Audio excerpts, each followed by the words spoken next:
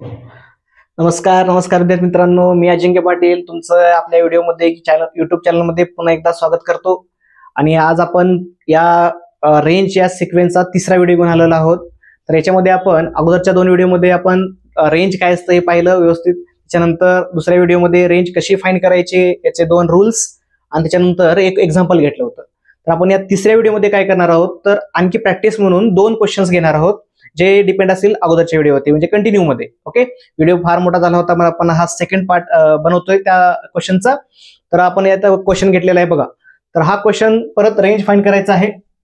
तर ज्या लोकांनी अगोदरचे व्हिडिओ पाहिले नाहीत त्यांनी व्हिडिओ पाहणं गरजेचं आहे. त्याच्यामध्ये सांगितलेलं आहे रूल्स काय अप्लाय करायचे असतात आणि कसं अप्लाय करायचं असतं. ओके, तर हे पण क्वेश्चन लिनियर अपॉन लिनियर या पॉलिनॉम या टाईपच्या रॅशनल फंक्शनचा आहे. ओके, तर बघा वरती लिनियर आहे खाली लिनियर आहे. तर फर्स्ट स्टेप काय होती तर फर्स्ट स्टेप असं होतं y इक्वल टू परत आले तुम्ही 2x अपॉन 2 प्लस 3x बरोबर आहे.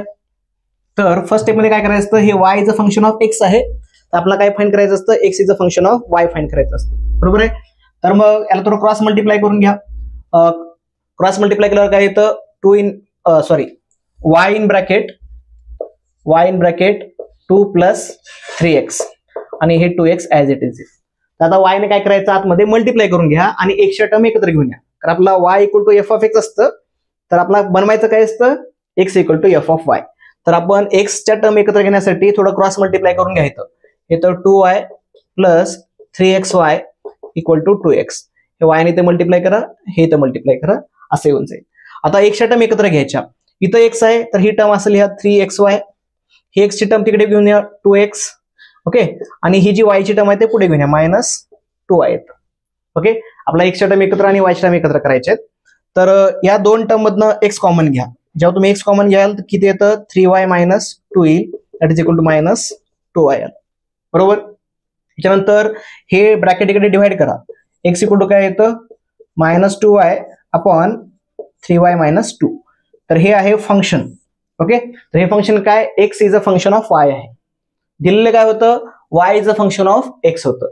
याच्यामध्ये y ची व्हॅल्यू x वर डिपेंड होती, याच्यामध्ये x ची व्हॅल्यू y वर डिपेंड आहे. ओके, ही फर्स्ट स्टेप क्लिअर केली. याच्यानंतर सेकंड स्टेप मध्ये काय सांगितलं होतं की जे f ऑफ y असतं याचं आपल्याला डोमेन फाइंड करायचं असतं. ओके, तर हे जे फंक्शन आहे याच्यामध्ये डोमेन मध्ये काय असतं, डोमेन मध्ये 1 अपॉन डिनॉमिनेटर जे असतो डिनॉमिनेटर. ओके, हा डिनॉमिनेटर नॉट इक्वल टू 0 पाहिजे, कारण जर समजा डिनॉमिनेटर 0 झाला तर हे x डिफाईनच होणार नाही.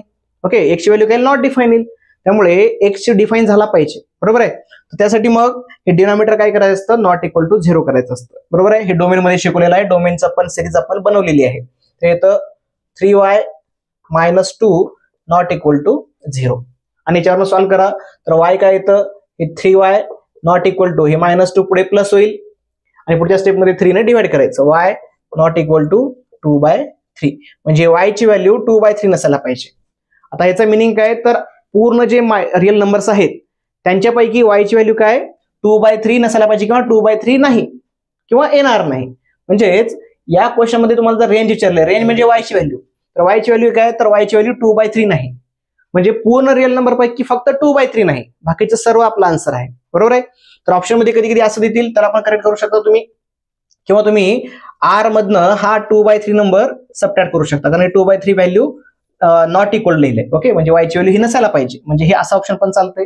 किंवा यालाच तुम्ही काय करू शकता मायनस इन्फिनिटी पासून ओके 2/3 पर्यंत नंबर लिहायचे, परत युनियन 2/3 पासून प्लस इन्फिनिटी पर्यंत लिहायचं.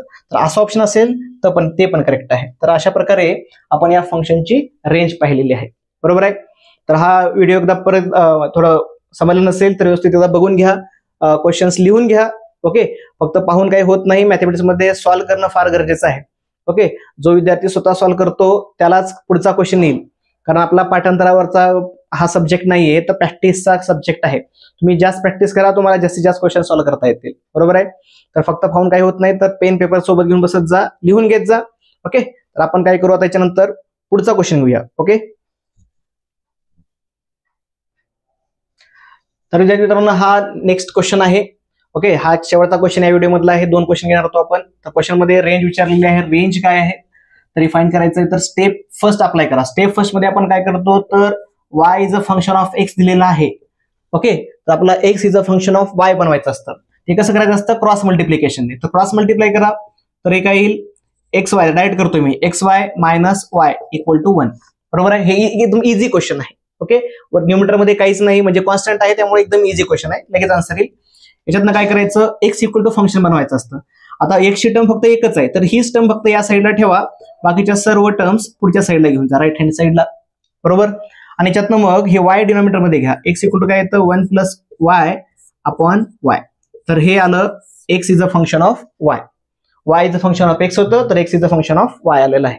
त्याच्यानंतर स्टेप 2 काय असते, तर हे जे एफ ऑफ वाय असतं हे वालं, याचं डोमेन फाइंड करायचं असतं. आणि डोमेन मध्ये काय रूल यूज करतो आपण, तर अशा ज्या पॉलिनॉमियल फंक्शन्स आहेत किंवा रॅशनल फंक्शन्स आहेत, याच्यामध्ये डिनॉमिनेटर 0 नसायला पाहिजे. ओके, ही कंडिशन असते डोमेन फाइंड करताना, म्हणजे हे डिनॉमिनेटर जो आहे तर हा 0 नसायला पाहिजे, म्हणजे this is not equal to 0.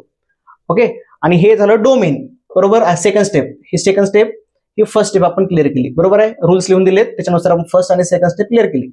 आणि सेकंड स्टेप मध्ये जे असतं तेच आपलं काय असतं, रेंज असतं. काय म्हणतंय, वाय ची व्हॅल्यू 0 नसायला पाहिजे किंवा 0 येणार नाही. ओके, म्हणजे ऑप्शन मध्ये हे असेल तरी पण तुम्ही ऑप्शनला क्लिक करू शकता.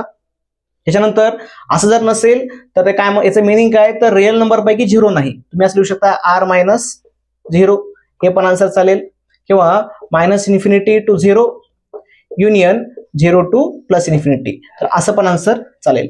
ओके, कुठलाही ऑप्शन असलं तर तुम्ही त्याला क्लिक करू शकता, तुमचा आन्सर 100% बरोबर येईल. ओके, तर आपण हे पाहिले विद्यार्थी मित्रांनो, लिनियर अपॉन लिनियरच्या टाईप. ओके, पुढच्या व्हिडिओमध्ये आपण 2 क्वेश्चन घेऊया, ते असतील क्वाड्रॅटिक अपॉन क्वाड्रॅटिक किंवा लिनियर अपॉन क्वाड्रॅटिक. ओके, तर तोपर्यंत व्हिडिओ आवडला असेल तर लाईक करा आणि अभ्यास करा, आणि तुम्ही काही प्रॅक्टिस करा क्वेश्चन्स. ओके, याच क्वेश्चनवरती बसून राहू नका, कुठलाही बुक घ्या, त्या बुक मधले एक PYQ सॉल्व्ह करा.